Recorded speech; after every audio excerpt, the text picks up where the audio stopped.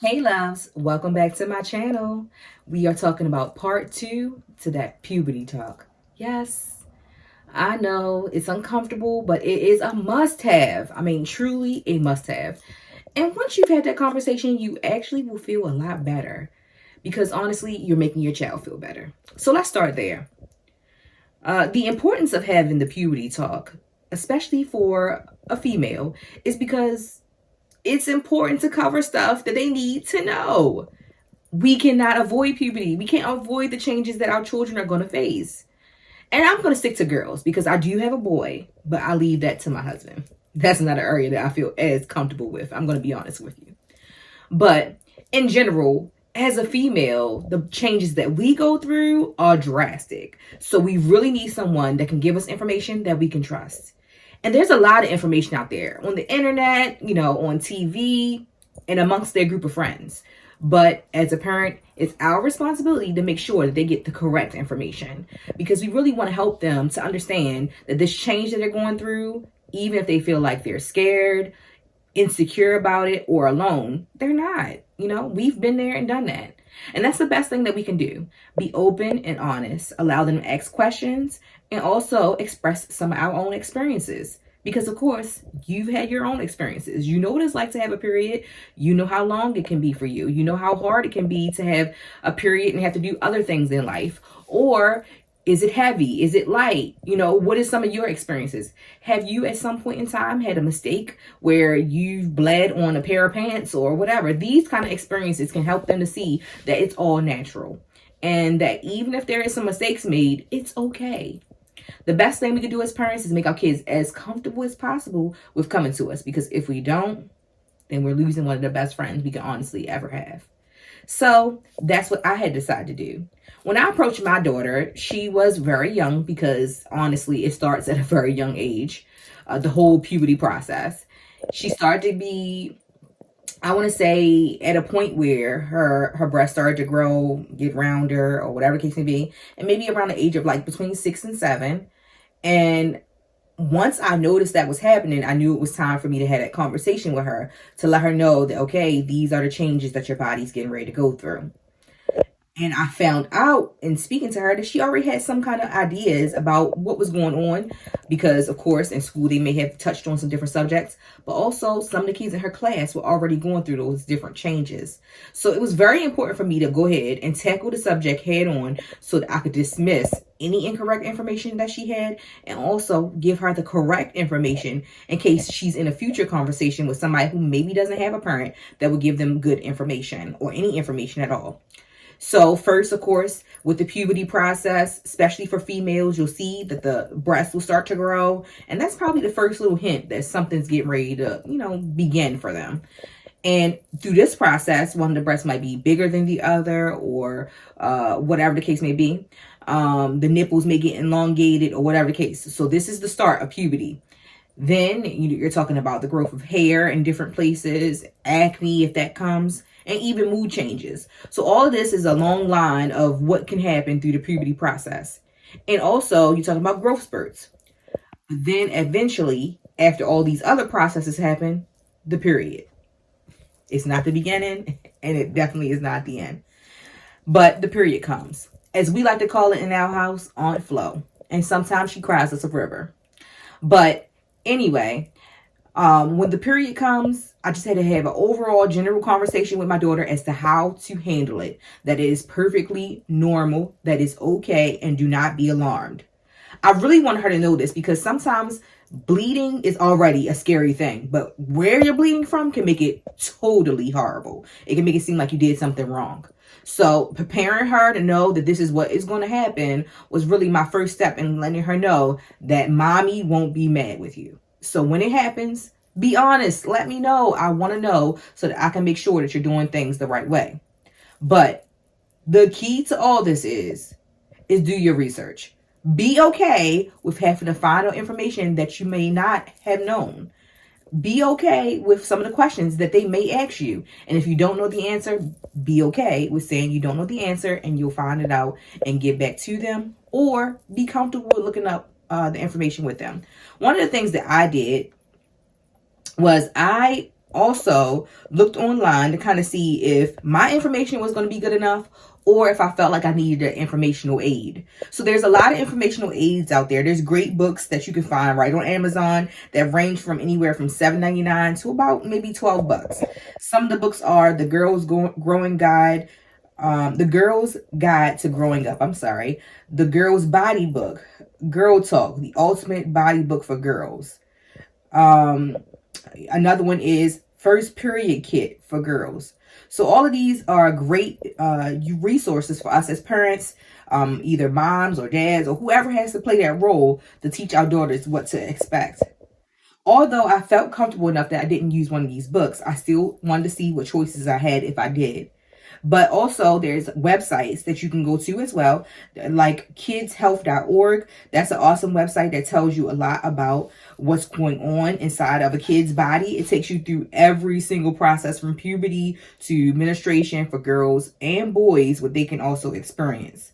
It also talks about, just different things that you as a parent may want to know prior to having that conversation.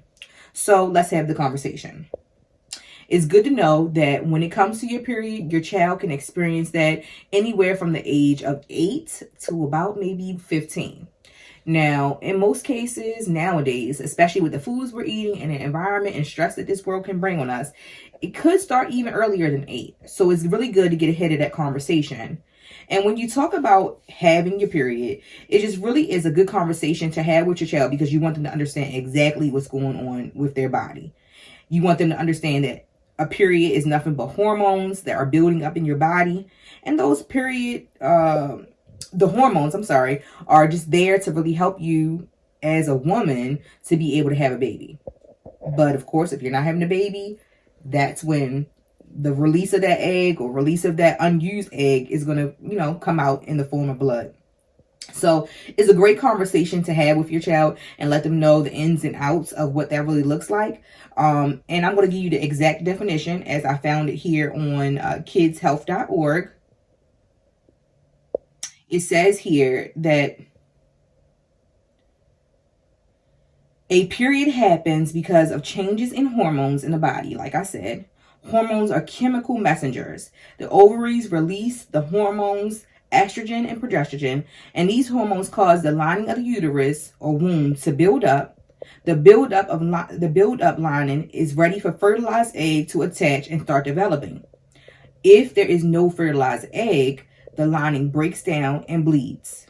And the same process happens over and over and over again. Ugh, we all hate it. But of course, hey, it's the way that we're made. And of course, for everybody, it doesn't happen as simple, as easy as it may happen for other people. Especially when your daughter is first going through her period, it may not even happen that simple. It may not come as regular. It may not come and be a long period. It may be some spotting. It may be extremely long. So you want to give her an idea of what she could expect. That the period could last possibly 3 days to 5 days or maybe even 7. And once that process happens, you want to give her the skills and tools to take care of her hygiene during that time. Always wipe front to back, of course, and always try to keep your pads as clean as possible. So not the bleeding piece, but how long you keep the pads on. You never want to keep the pad on for extenuating amount of time, like 24 hours or something of that nature, because you definitely could cause yourself to have some health issues. So if you're able to keep track of your pads and keep them on, I would say, 3 to 4 hours. That's good, and then try to change them. Get your child in a regular habit of checking and making sure she's good to go and making sure that her underwear is completely covered. What I did for my daughter is create a kit. I call it emergency kit because actually the kit covers just about everything that you could want in life. Now, this particular kit is my own, and everything in here is sticking out because, of course, I'm going to tell you what's in the bag. Now, my daughter gave me some odds and ends to her kit because she didn't want me to show the bag that she had. She felt like that was a little bit much. So in her kit, she had a panty liner, which I think is awesome. She had 2 different kinds for 2 different lengths. So this one's a shorter one. This one's a longer one. But these panty liners are what I told her would be good for her to know or to use if she is getting ready to come on her period, maybe just started and is not as active yet, or her period has come to an end and she thinks it's over. This is what her last resource should be for the end of her period. Now, the great thing about this is I'm not only teaching her, hey, this is how to keep your underwear clean during that time period. This is how to take care of yourself during that time period. But it lets her know, hey, now it's time for me to upgrade to another size pad, or is, just helping her to feel more comfortable while the process is starting or ending. But she does this with the idea of lining her calendar up with when her period ended last time and when it should begin. Because, of course, a period should be with a 28-day cycle if it is a regular period. And if it is what's called a normal period, it should be about 28 days. So on my daughter's calendar, we got in the habit of making a red little dot on the day that the period started and a red dot on the day that the period ended, so we can get a good gauge of how long her period lasted, and also to count it out to expect her next period. So she'll start using a panty liner as it gets closer. Now, a thinner pad, but this is a longer one. This one to me was kind of my daughter's favorite pick because she loved this one. It allowed her to be able to, have a little bit more flexibility and not feel as what she would call as stiff or stuffed in her underwear. Whereas this one, I told her, which is like the football size or, the overnight size pad, she would wear this at night. So that's the pads that I packed for her in her to-go bag.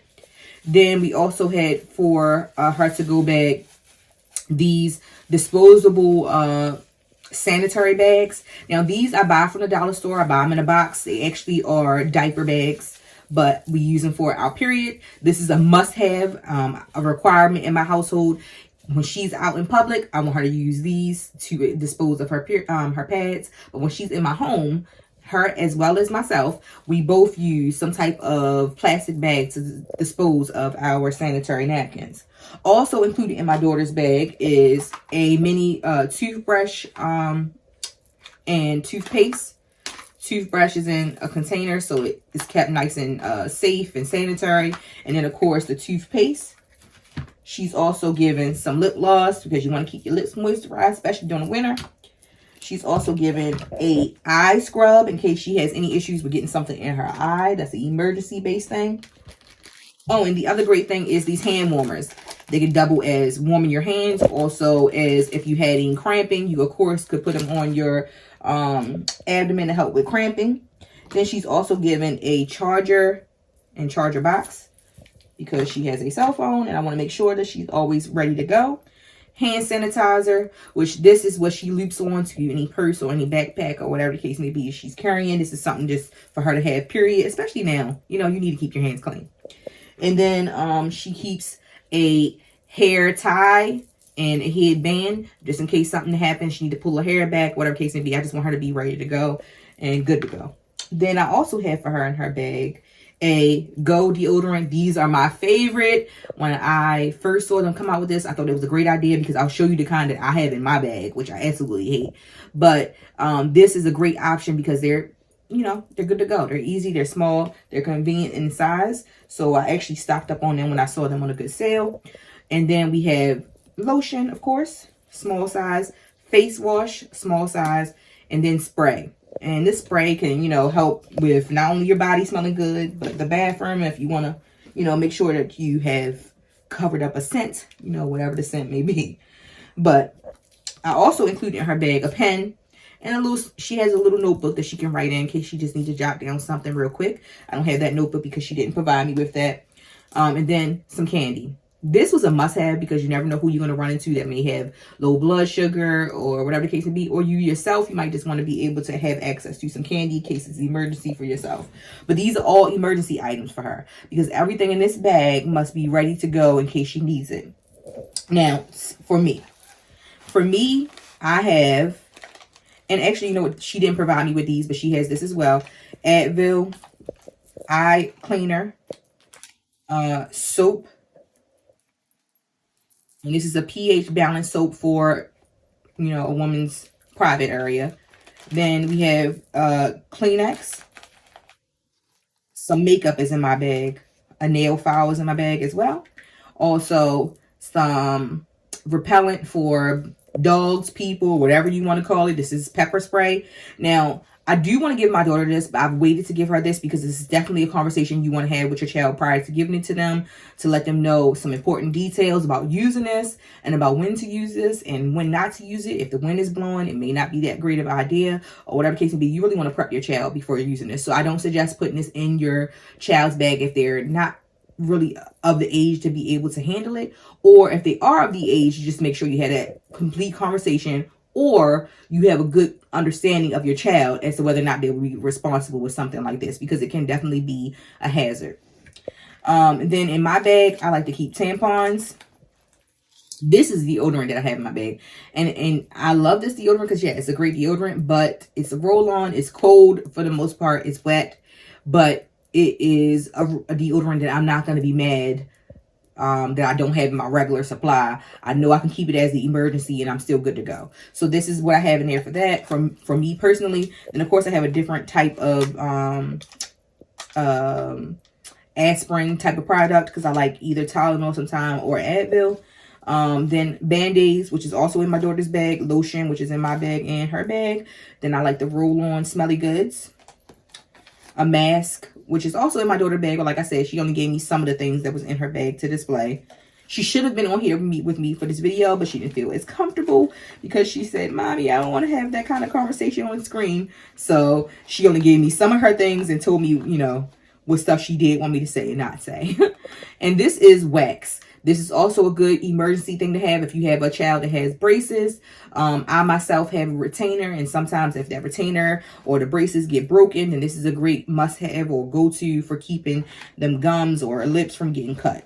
In my bag is some of the other similar things as what was in her bag: the charger, the hand warmer, the face wash, lotion. All those things that she had in her bag is still in this bag. But the other thing that I have in this bag that I didn't show you, these are what I bought off of Amazon. They are disposable toilet covers. I took it out of the pack so that I could show you that these are nice little ready to go toilet covers. I'm not gonna open it up the whole way, but these are great toilet covers that if you're out in public, you can go ahead and you can take and just pop it on the toilet seat and feel a little bit more comfortable with having to use a public space. Now in my bag, since I have it here in front of me, I also have a mirror, and then I have money, which is something that you must have in your bag. I always try to upgrade the amount of money that me and my daughter has in our bag based on the area, the time period, and what the needs could be. In my local area, there's the subway. If you ever need to hop on a subway, you should have just about the amount that it would cost to get on a subway, or a local bus transportation, if that's the case, a cab, or whatever. You want to give yourself and your child enough of a means in case of emergency to get around. So these are the things that I have in my bag. I hope I'm giving you an idea of what you should put in yours. These are easy to make bags. There's, you know, really no reason to rush out and buy a pre-made one because you can definitely find most of this stuff around your home. And also you can find them at the dollar store, Amazon, all those other great quick and easy to go resources. A lot of this stuff you want to find in a travel size so they can easily fit in a smaller bag, because these bags, for both me and my daughter, they travel with us in a purse if it can fit, or I keep it at my desk at work, or my daughter, she keeps it in her school locker or in her backpack. So these are just, you know, grab and go so that in case of emergency, you're ready to go. So I hope that this video has been of some type of, you know, just information for you. In the future, I like to discuss further the option of maybe even eliminating the idea of needing to use a pad or a tampon and using something else that I think is also a great alternative, especially for active teenager or someone who is not ready to really wear a pad or a tampon. Maybe they just want to live life the normal way, which is a pair of underwear. That's called period panties. I sell those on my website, www.lifeisshe.com. Those are a great alternative to being able to live life as normal as possible, but still have a period in the meantime. We'll talk about them on my next video. So thank you guys so much for tuning in for this wonderful edition of how to have that chat with your daughter, because it is a must-have. And even if you're uncomfortable, you can express that, because I'm sure they are too. So I hope that this video was, you know, of encouragement to you. I hope you'll check back with us soon for some more videos.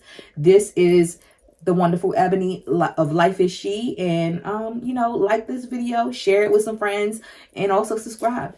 All right, my loves. Have a great day. Bye.